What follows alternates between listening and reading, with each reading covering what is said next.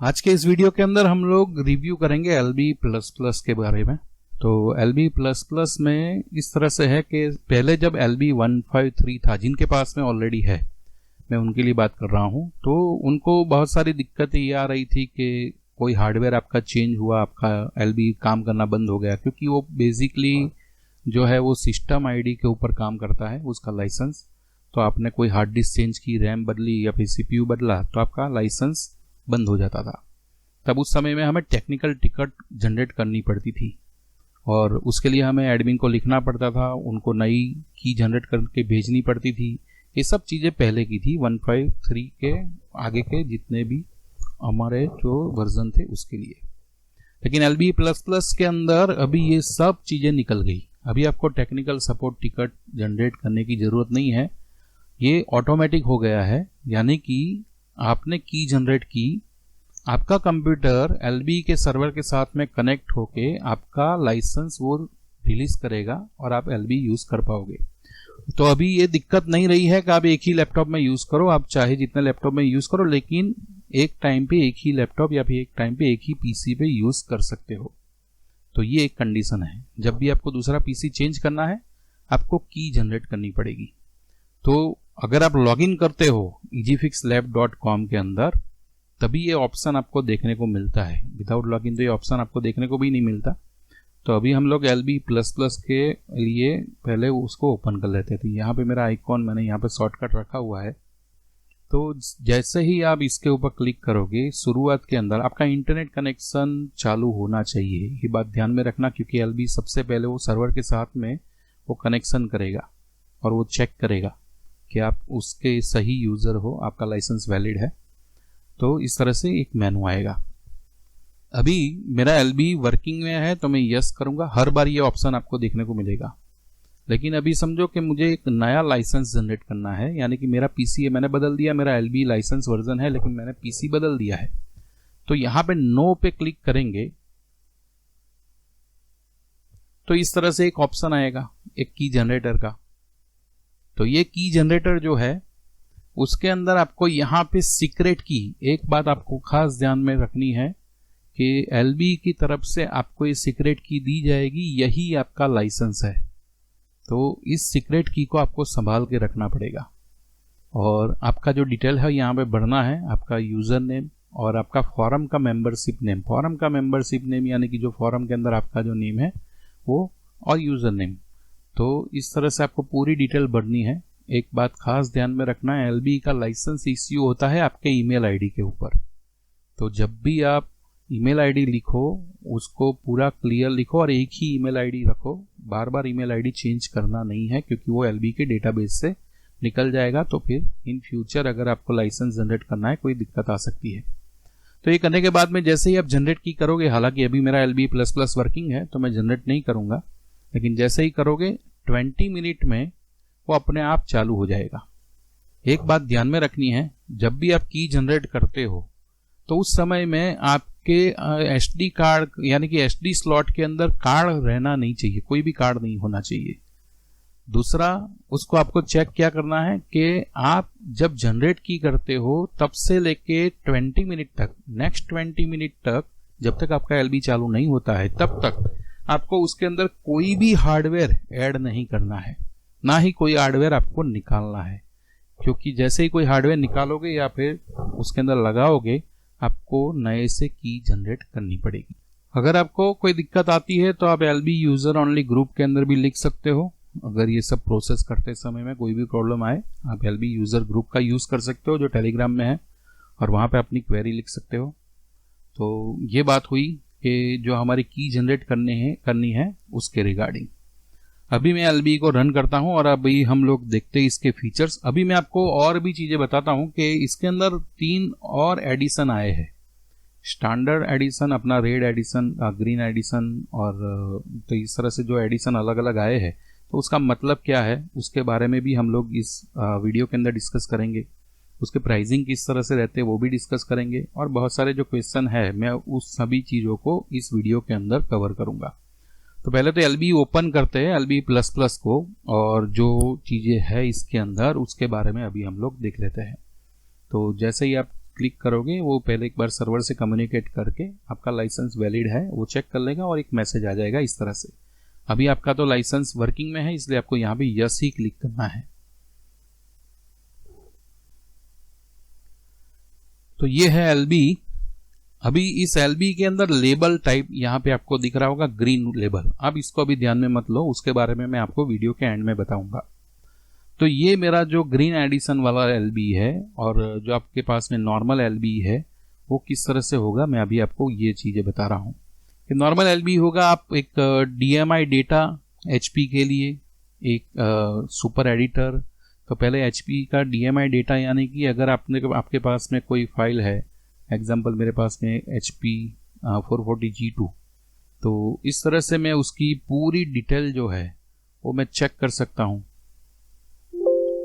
तो ये पूरी चीज जो डिटेल है वो मैं निकाल सकता हूँ उस बायोस के अंदर क्या क्या उसका SKU नंबर वगैरह है। तो इसके अंदर अगर आपको समझो कि ये सीरियल नंबर है, अभी इसकी बायोस आपको डाउनलोड करनी है, सीधी यहाँ पे क्लिक करके ये जो है आपका उसका सीरियल नंबर कॉपी हो जाएगा और HP की वेबसाइट ड्राइवर वाली खुल जाएगी। आप यहाँ पे उसका सीरियल नंबर जो है वो पेस्ट करके सबमिट करके आप अपने ड्राइवर डाउनलोड कर सकते हो।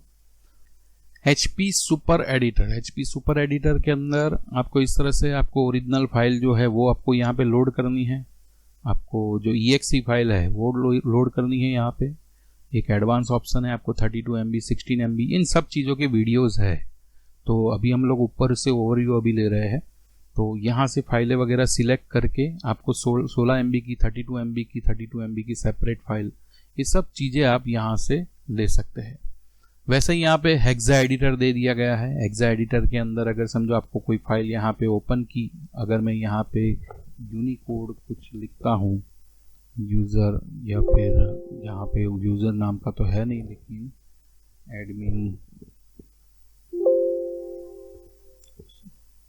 एडमिन तो एडमिन करके इस तरह से कोड है, देखिए। तो ये सब चीज़ें हमें यहाँ से हेक्सा एडिटर से अगर कुछ चीज़ें चेक करनी है तो हम कर सकते हैं।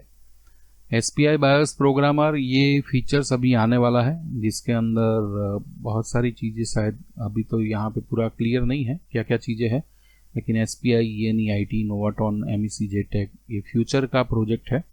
तो ये आपको LB++ में आने वाले अपडेट के अंदर शायद आ सकता है। उसका अभी कोई फिक्स डेट नहीं बना हुआ है। अभी लिनोवो बायोस्पेचर ये जो है आपको LB++ नॉर्मल एडिशन में नहीं मिलता है, लेकिन आपको ये मिलता है ग्रीन एडिशन में। तो ग्रीन एडिशन में इस तरह से आपको बायोस की फाइल को यहाँ पे अपलोड करना है, उसका पेचिंग करना है। जैसे कि अपना T470, यहाँ पे अलग अलग मॉडल है अपने जो थिंकपैड वाले जो आते हैं लॉक वाले, T480 वगैरह वगैरह। तो ये फाइल को आपको सीधा ही पेज फाइल करोगे, फाइल बन जाएगी, उसका प्रोसेस है अलग से, और उसके बाद में हार्डवेयर आईडी बनेगा। हार्डवेयर आईडी यहाँ पे राइट करना है, अनलॉक कोड बन जाएगा और गेट कोड। तो ये थिंकपैड के लिए है और ये ग्रीन एडिशन के अंदर आता है ये फीचर्स, LB++ नॉर्मल में नहीं आता है। उसके बाद में यहाँ पे आगे देखते हैं एक्सटेंडेड बायोस एक्सट्रैक्टर। तो यहाँ पे आपको देखो अलग तरह से जो सोनी वायो की जो फाइलें आती है EP सीरीज से जो आती है, तो उसका एल्गोरिदम से आप बायोस की फाइल को निकाल सकते हो। एक्सटेंडेड सिक्योरिटी यानी कि जो अपने HP के अंदर आई वाले जो पासवर्ड आते हैं तो उसको भी निकालना है। यहाँ पे नंबर डालो और यहाँ पे आप उसका जनरेट कर सकते हो। iCloud का जो है ये भी अपने इस तरह से कि iCloud जो अपना एप्पल के लैपटॉप है 2007 टू 2017, अभी यहाँ पे लिखा है 2080-20, यहाँ पे देखिए रिजर्व फॉर नेक्स्ट अपडेट। अभी इसके ऊपर LB काम कर रहा है, तो इसके अंदर ये फ्यूचर में आ सकता है। अभी के लिए जो सपोर्ट है 2007 से 2017 तक, इसके अंदर iCloud के पासवर्ड प्लस EFI पासवर्ड, ये दोनों पासवर्ड आप यहाँ से निकाल सकते हो। उसका एप्पल का सीरियल नंबर जो है उसको भी आप यहाँ पे जैसे ही फाइल लोड करोगे आपको यहाँ पे सीरियल फाइल मिल जाएगी, सीरियल नंबर, और नया सीरियल नंबर भी यहाँ पे ऐड करने का ऑप्शन मिल जाएगा। तो ये हुआ iCloud के लिए। न्यू लिनोवो यानी कि ये अभी जो 8 जनरेशन के बाद के जो थिंकपैड है 8, 9, 10, तो उसके लिए यहाँ पे ये ऑप्शन आएगा, वो भी अपकमिंग टाइम के अंदर आने वाला है। लिनोवो बायोस एक्सट्रैक्टर यानी कि लिनोवो की जो बायोस है उसकी EXE फाइल को आप यहाँ पे एक्सट्रैक्ट कर सकते हो, और इसके अंदर EC एक्सट्रैक्टर भी है, यानी कि आपका IO का जो फाइल है वो भी आप यहाँ से एक्सट्रैक्ट कर सकते हो। एक ME सपोर्ट का ऑप्शन है। ME सपोर्ट के अंदर बहुत लंबा चैप्टर है, मैंने आगे भी इसके वीडियो बनाए हैं मेरे YouTube चैनल के ऊपर कि ME के ऊपर किस तरह से काम करते हैं, किस तरह से इंक्रिप्टेड लेते हैं, उसका एक सेपरेट वीडियो ही है। तो यहाँ पे ME 210 तो CSME 1115 TXC CTXC 34 और इंक्रिप्टेड ME, उसका पूरे वीडियो मैंने बताया है। बस बिल्कुल वैसे ही आप वहाँ पे उस वीडियो को देख के फॉलो कर सकते हो। तो ME रीजन क्लीन करने के लिए भी यहाँ पे पूरा ऑप्शन दिया हुआ है।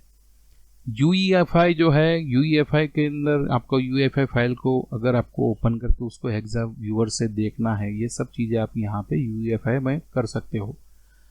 डेल सपोर्ट, तो डेल सपोर्ट ये ग्रीन वर्जन में आपको देखने को मिलेगा 8FC8 इसके पासवर्ड, यानी कि जो आपका हैश कोड आता है पीछे 8FC8 वाला, E7A8 वाला, BF97 वाला, इन सभी हैश कोड को निकालने के लिए हम लोग इसका यूज़ कर सकते हैं इस अपने डेल सपोर्ट के अंदर। डेल कंप्यूटर्स के अंदर से भी हम लोग कंप्यूटर्स करवा सकते हैं। और रिपेयर बिन फाइल जो HDR फाइल में से आपको यहाँ पे EXE फाइल सिलेक्ट करनी है, अपनी करप्ट डेल की बायोस है उसको सिलेक्ट करना है, और जो उसका जो HDR फाइल निकलता है उसको यहाँ पे निकाल के उसका प्रोसेस कर सकते हैं। यहाँ पे इन्वोक बायोस यूटिलिटी के अंदर आपको सेपरेट करना है ME region, BIOS region, GB region. ये चैप्टर बहुत सारे लंबे हैं तो इस वीडियो के अंदर वो बहुत समय लेगा, इसलिए मैं आपको यहाँ पे ऊपर से बता देता हूँ किस तरह से काम करता है, कैसे कैसे ऑप्शन इसके अंदर है। सर्विस टैग, जो भी सर्विस टैग आते हैं उसके अंदर आप सर्विस टैग लगाओ और उस हिसाब से आपको सर्विस टैग के हिसाब से आपको उसका टैग निकाल के फाइल का उसका जो नंबर है वो निकाल के दे देगा। तो ये बात हो गई हमारे इसके अंदर डेल सपोर्ट के लिए। अभी आगे देखते हैं वीडियो ट्यूटोरियल। वीडियो ट्यूटोरियल का होता है इस तरह से कि ये जो है अपनी यूट्यूब जो चैनल है EasyFix की, उसके साथ में डायरेक्टली वो कनेक्टेड है। आपको इन सभी फील्डों के अंदर कुछ भी चीज़ों को देखना है प्रैक्टिकली, तो वो सब चीज़ें यहाँ पे वो वीडियो के अंदर बताया ही है। तो एग्जाम्पल के तौर पे यहाँ पे EFI पासवर्ड iCloud के लिए मैं करता हूँ और प्ले वीडियो में करूँगा तो वो यहाँ पे प्ले हो जाएगा। अगर आपको ये स्क्रीन छोटी दिखती है कोई प्रॉब्लम नहीं, आप सीधा ही YouTube के ऊपर क्लिक करके आप उसको बड़े स्क्रीन के अंदर देख सकते हो। तो ये वीडियो ट्यूटोरियल उसके अंदर दिए गए हैं कि किस तरह से फाइल को सिलेक्ट करते हैं और किस तरह से हर एक फाइल के ऊपर काम किया जाता है। हर एक मेनू के बारे में यहाँ पे सभी वीडियो आपको देखने को मिल जाएंगे। तो ये बात हो गई अपने LB++ के अंदर जो ऊपर के जो ये मेनू है उसके लिए। अभी यहाँ पे हम लोग देखते हैं क्या क्या चीजें है। तो मेन एक्सट्रैक्टर यानी कि क्लासिक डेल एक्सट्रैक्टर, जो हमारी पुरानी डेल की बायोस जो आती थी EXE फाइल, उसको एक्सट्रैक्ट करने के लिए। स्मार्ट यानी कि जो भी हमारी 32 MB वाली जो आती है उसके लिए। तो एक हमारी ये हो गई। वैसे ही डेल HDR एनालाइजर, आपकी HDR फाइल बनती है उसके अंदर ME रीजन का पार्ट है या नहीं है, वगैरह वगैरह चीज़ें इसके अंदर हम लोगों को देखने को मिल जाएगी। और इसके अंदर बहुत सेपरेटली उसके अंदर जो फ्लैग लगे होते हैं GB रीजन के, ME रीजन के, बायोस रीजन के, वो सब फ्लैग को यहाँ पे वो डिस्प्ले कर देगा और आपको सेपरेट करके दे सकता है ME फाइल और बायोस फाइल। तो आगे देखते हैं कि डेल, उसके बाद में लेनोवो के लिए आपको यहाँ पे EXE file FLX, FL1, FL2 ये फाइल यहाँ पे लोड करके प्रोसेस करके अपनी फाइल को एक्सट्रैक्ट कर सकते हो। लेनोवो के लिए सेपरेट वर्जन ऑप्शन है। वैसे ही यहाँ पे एसर के लिए जो LB153 में था बिल्कुल वैसा ही ऑप्शन है। फाइल को ओपन करो, EXE फाइल पे डायरेक्ट करना है या फिर एक्सट्रैक्ट EXE फाइल करना है, ऑटो प्रोसेस करना है। आपको क्लियर नहीं है कैसे करना है तो ऑटो प्रोसेस कर लीजिए, तो अपने हिसाब से सिलेक्ट कर लेगा। तो ये हुआ हमारा एसर के लिए। वैसे ही तोशिबा सैटेलाइट प्रो और पोर्टेज, इन दोनों के लिए भी आपको इसी तरह के मेनू आपको देखने को मिल जाएंगे। तो ये हुआ हमारे तोशिबा के लिए। वैसे ही पैकार्ड बेल के लिए वो एसर जैसा ही मेनू है, वही प्रोसेस है। उसके बाद में हमें देखना है असूस के लिए। तो असूस के लिए अब की बार ये नया एक फॉर्मेट आपको देखने को मिलेगा जो LB153 में नहीं था।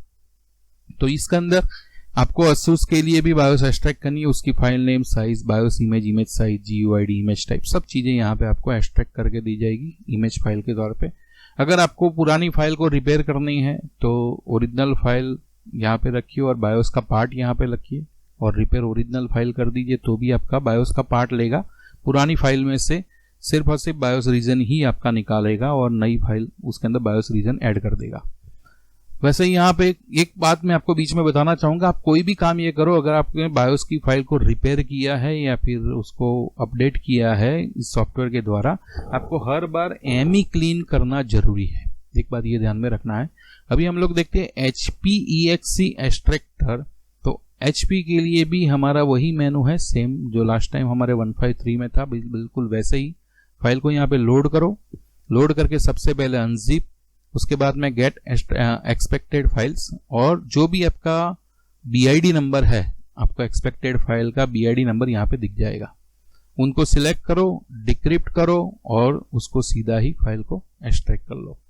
तो इसके लिए भी सेपरेट वीडियो है ही, तो वो मेरी चैनल पे भी देख सकते हो और यहाँ पे वीडियो के अंदर भी आपको देखने को मिल जाएगा। सैमसंग, अभी इसका एक फीचर्स जो है सैमसंग का ऐड नहीं किया है, और ये है हमारा सोनी का फाइल आपको यहाँ पे ओपन करना है और एक्सट्रैक्ट सेम फोल्डर और प्रोग्राम डेटा। तो ये हो गया फंक्शन सोनी वायो के लिए। तो ये सब चीजें थी मेन बायोस एक्सट्रैक्टर। अभी EC एक्सट्रैक्टर 153 के अंदर आपको इसको अंदर देखा ही है आपने कि 153 के अंदर अगर समझो आपके पास में यहाँ पे कोई बायोस है, जैसे कि हमने ऑलरेडी पहले EC की फाइल है तो बहुत सारी एक्सट्रैक्ट की ही है। तो एक एग्जांपल दे देता हूँ कि यहाँ पे मैं इस फाइल को ओपन करता हूँ। जैसे ही ओपन करेंगे यहाँ पे गेट EC बायोस करेंगे, वो अपने आप डिटेक्ट करेगा कि इसके अंदर KB9022 का EC है और वो फाइल को आपको एक्सट्रैक्ट करके दे देगा, जैसे कि अभी आपने यहाँ पे देखा इस तरह से आपको फाइल दे देगा। तो ये हो गया हमारा EC बायोस का एक्सट्रैक्टर। वैसे ही अभी हमें देखना है कि टेम्प DIR एक्सट्रैक्टर। कभी कभी ऐसा होता है कि डेल और तोशिबा की कुछ फाइलें जो होती है वो उसके अपने मेनू के अंदर भी एक्सट्रैक्ट नहीं होती है, तो उसके लिए आपको करना यह है कि यहाँ पे EXE फाइल को लोड कर दीजिए। EXE फाइल को लोड करके आप ऑटो चेक करके एक बार गो करिए, टेम्पररी एक्सट्रैक्शन वाली डायरेक्टरी के अंदर जो एक्सट्रैक्ट होती थी फाइलें, वो सब चीजें उन सब फाइलों को ये जो मेनू है वो एक्सट्रैक्ट कर पाएगा। एक बात आपको खास एक ध्यान में देनी है, मैं आपको बीच में एक बार बता देता हूं कि LB++ का जब भी आप नया वर्जन डाउनलोड करते हो तो आपके फोल्डर के अंदर कौन सी चीजें होनी चाहिए वो मैं आपको पहले क्लियर कर दूं कि आपके फोल्डर की इस रूट के अंदर आपको 7ZA.exe और एक अपना होना चाहिए इनो एक्सट्रैक्ट। ये तीनों चीजें जो है वो बैकग्राउंड में काम करती है एज ए एक्सट्रैक्टर। तो आपका सॉफ्टवेयर समझो मेरे यहाँ पे वो फाइल एक्सट्रैक्ट हो रही है, आपके वहां पे नहीं हो रही है, तो हो सकता है कि आपके फोल्डर के अंदर ये तीन में से कोई भी फाइल मिसिंग होगी। तो आपको ये ध्यान में रखना है कि इन तीनों का रखिए साथ में। आप यहाँ पे देखिए मेरे पास में ओल्ड और न्यू दोनों है, एक मेरे पास में अपडेटेड है, तो आपके पास में नहीं है आप मुझे बताइए टेलीग्राम के अंदर, मैं आपको फाइलें दे दूंगा। तो ये पूरी लेटेस्ट फाइलें आपको यहाँ पे रखनी है। तो एक हमारा ये होगा कि एक्सट्रैक्टर जहां पे काम करता है बैकग्राउंड के अंदर वो उसके अंदर होना चाहिए। फिर आप यहाँ पे सॉफ्टवेयर से आप कोई भी एक्सट्रैक्शन करोगे वो बैकग्राउंड के अंदर वही एक्सट्रैक्टर की फाइलों का यूज करने वाला है। यह है यूनिवर्सल एक्सट्रैक्टर। तो अगर आपका टेम्प एक्सट्रैक्शन काम नहीं कर रहा तो यूनिवर्सल एक्सट्रैक्टर से भी आप एक्सट्रैक्ट कर सकते हो बायोस को, जो अपने इन मेनू के अंदर नहीं खुलती है फाइलें, उनके लिए ये टेम्प और यूनिवर्सल एक्सट्रैक्टर काम में लगता है। अभी देखते हैं इंटेल BIO फाइल, लेकिन अभी वो अपकमिंग वर्जन में आएगा, अभी इसके अंदर नहीं है। और BIOS plugins, EMI BIOS extractor, अमी बायोस जो होती है उसको एक्सट्रैक्ट करिए। यहाँ पे उसके मार्किंग, उसके टेक्स्ट, उसके इमेज वगैरह सब चीज़ें यहाँ पे आपको अमी बायोस का पूरा यहाँ पे यूटिलिटी दिया है। अमी के अलावा और जितने भी यहाँ पे दिख रहे हैं वो अपकमिंग अपडेट के अंदर आने वाले फीचर्स है। ये बात हो गई हमारी बायोस एक्सट्रैक्टर वाले पेज की। अभी देखते हैं सिक्योरिटी के अंदर आपने मेरा LB153 का रिव्यू का वीडियो अगर देखा है तो इन सब के बारे में मैंने ऑलरेडी बताया ही है कि उसके अंदर सोनी के अनलॉक, HP का अनलॉक, HP के अनलॉक के अंदर G440 फॉर एग्जांपल समझो अभी मेरे पास में एक फाइल है जो अपना 440, उसके भी मैंने वीडियो बनाए हुए हैं कि आप उसको किस तरह से वहाँ पे उसको अनलॉक कर सकते हो। मैं एक फाइल ओपन कर लेता हूँ।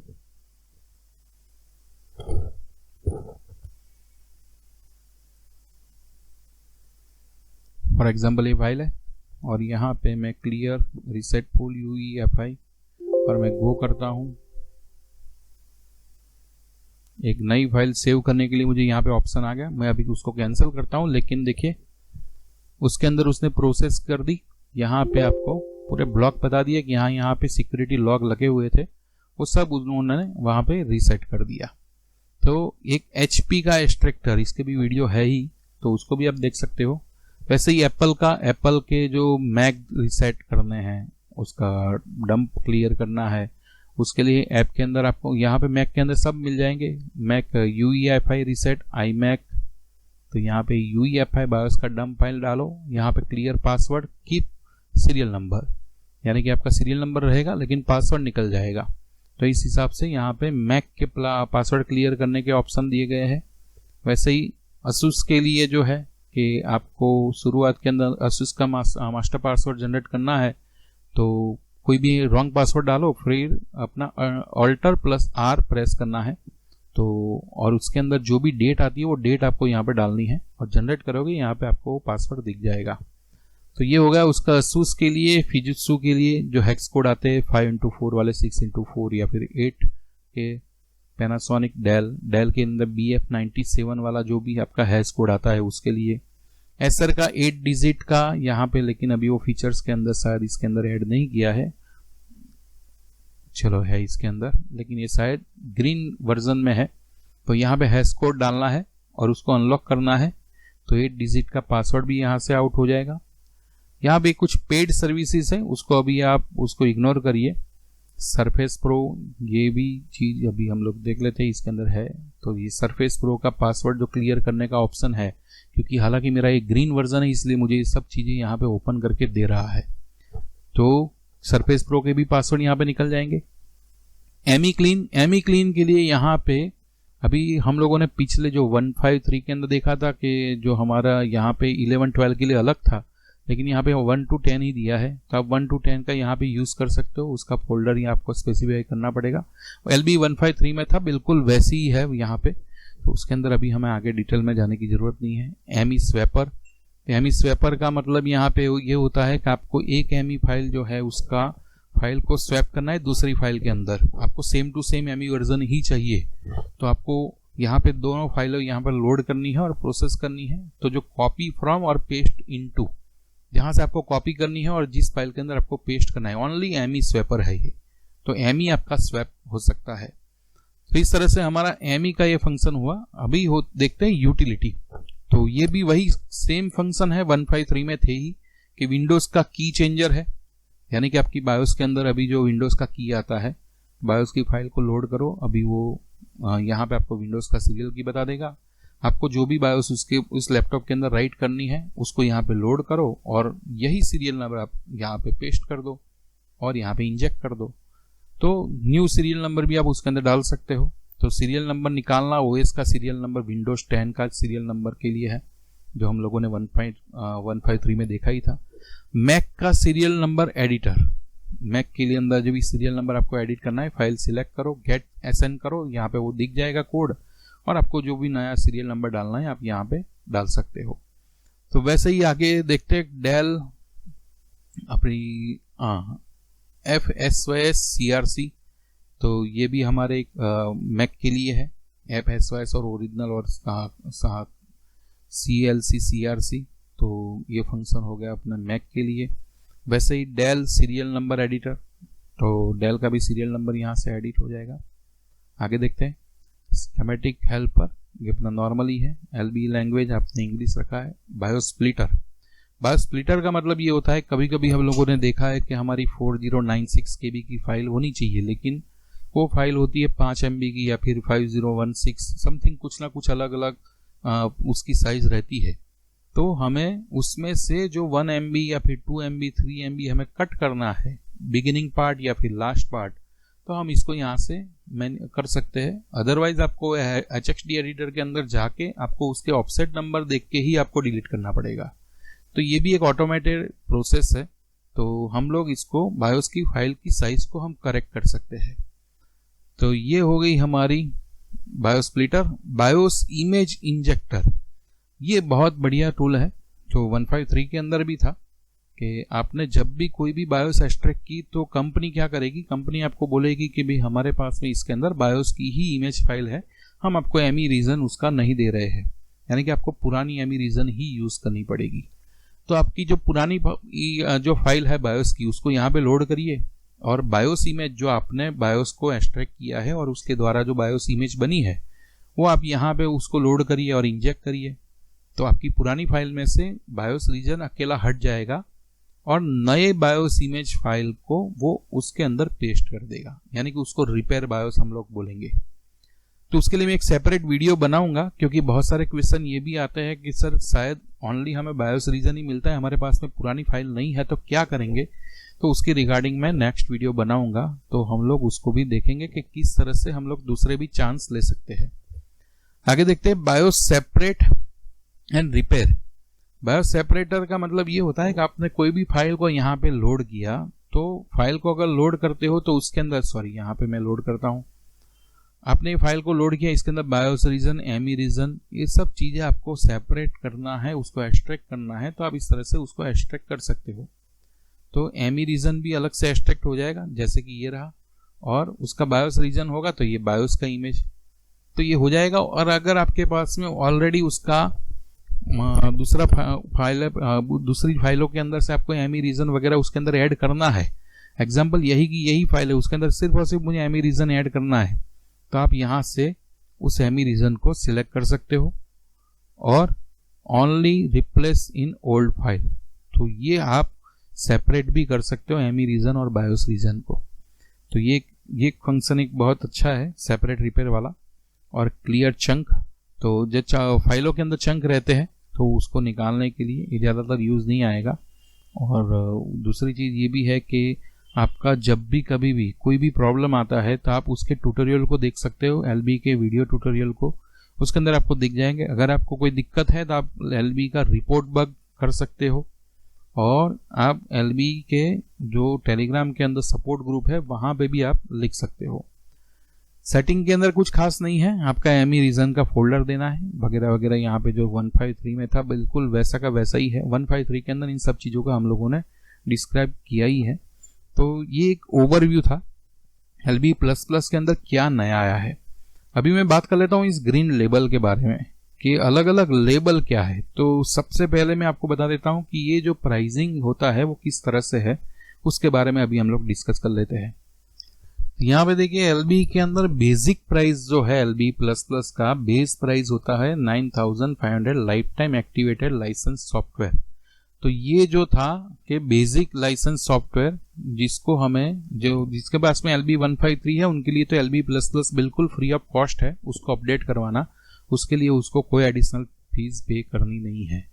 लेकिन LB153 के अंदर कुछ पैकेजेस ऐसे थे जो पेड थे, यानी कि आपको पर्टिकुलर टाइम पे पर्टिकुलर बायोस को अनलॉक करना है वगैरह करना है तो उसका पर्टिकुलर पेमेंट वहां पे करना पड़ता था। उसकी जगह पे LB++ के अंदर ये कर दिया कि आपको 1 ईयर का सब्सक्रिप्शन दिया। जैसे कि कुछ पैकेज आते हैं स्टैंडर्ड लेवल, तो स्टैंडर्ड लेवल करेंगे आपको 9500 तो पे करना ही है लाइसेंस वर्जन की, ये लाइफ टाइम है और इसके अंदर आपको लाइफ टाइम इसके अंदर कोई भी पैसा आपको पे नहीं करना है। लेकिन अगर आपने समझा कि आपको ऐसा है कि मुझे अभी इस साल में स्टैंडर्ड लेवल को सब्सक्राइब करना है तो उसकी कॉस्ट है 1700 1 ईयर। मैं अभी आपको इसके अंदर फैसिलिटी बताता हूँ कि स्टैंडर्ड में क्या आता है, क्या क्या चीज़ें ऐड होगी LB++ में। हम लोगों ने LB++ ये और देखा तो सही, लेकिन इसमें से कुछ चीज़ें आपकी वर्क नहीं करेगी अगर आपका नॉर्मल LB++ होगा तो कौन कौन सी चीज़ें वर्क नहीं करेगी, कौन कौन सी चीज़ें वर्क करेगी, उसके लिए मैं अभी आपको आगे बताता हूँ। तो एक स्टैंडर्ड लेवल के लिए अगर आपने 1 ईयर के लिए सब्सक्राइब किया है तो 1700, वैसे ही रेड लेवल किया है तो 9500 और ग्रीन लेवल किया है तो 18000। तो ये उसकी प्राइसिंग है।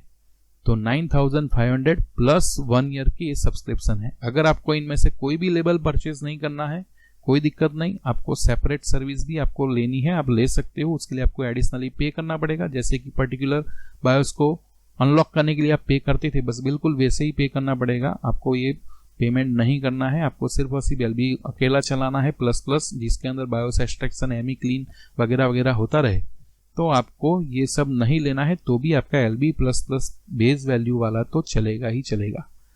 तो इसके अंदर आपको मैं अभी ऑप्शन बताता हूं कि वो एडिशन के अंदर क्या क्या चीजें होती है।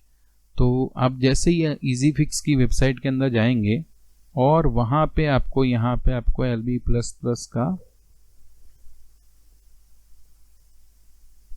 LB plus plus features and payment in detail इस टैब के अंदर जाना है। यहां पे आप जाओगे तो यहां पे आपको देखने को मिलेगा इसके अंदर ऑप्शन। तो देखो एलबी इज ए 1.53 से आप एलबी प्लस प्लस आप मॉडिफाई अपग्रेड कर सकते हो विदाउट एनी कॉस्ट, जो एलबी 153 के यूजर थे उनके लिए।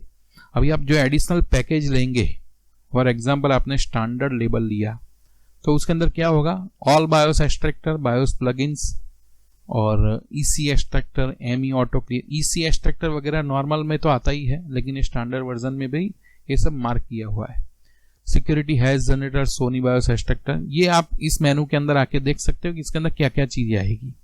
अगर आपने रेड लेबल को सब्सक्राइब करवाया है तो सभी यहाँ पे फीचर्स बताया है कि यहाँ पे क्या क्या चीजें उसके अंदर होगी। और ये जो है ग्रीन लेबल जो मेरे पास में अभी है, ये पूरा वर्जन है एलबी के अंदर, जितने भी फीचर्स है वो सब फीचर्स को यहाँ पे एक्टिव किया है, जिसके अंदर ये सभी स्टैंडर्ड लेवल के और रेड लेवल के फीचर्स तो रहेंगे ही, साथ ही साथ में इसके अंदर पैनासोनिक के अनलॉक, सरफेस अनलॉक, एचपी के सभी अनलॉक, डेल के 8FC वाले unlock, E7 A8 unlock, BIOS का जो लैपटॉप का जो एडवांस फीचर है वो, iCloud सीरियल नंबर एप्पल के लिए 2017 के लिए, ये सब चीज़ें हमें इस ग्रीन लेबल के अंदर मिलती है। तो ये पूरा आप इस वेबसाइट के अंदर जाके easyfixlab.com के अंदर जाके पूरा आप यहाँ पे रीड कर सकते हो क्या क्या चीज़ें उसके साथ में आपको मिलने वाली है। तो ये था एक ओवरव्यू के एलबी प्लस प्लस में क्या नया आया है और किस तरह से एलबी प्लस प्लस के अंदर ग्रीन लेबल, रेड लेबल और स्टैंडर्ड लेबल जो है वो किस तरह से काम करते हैं, उसके पेमेंट किस तरह से, उसके सब्सक्रिप्शन किस तरह से है।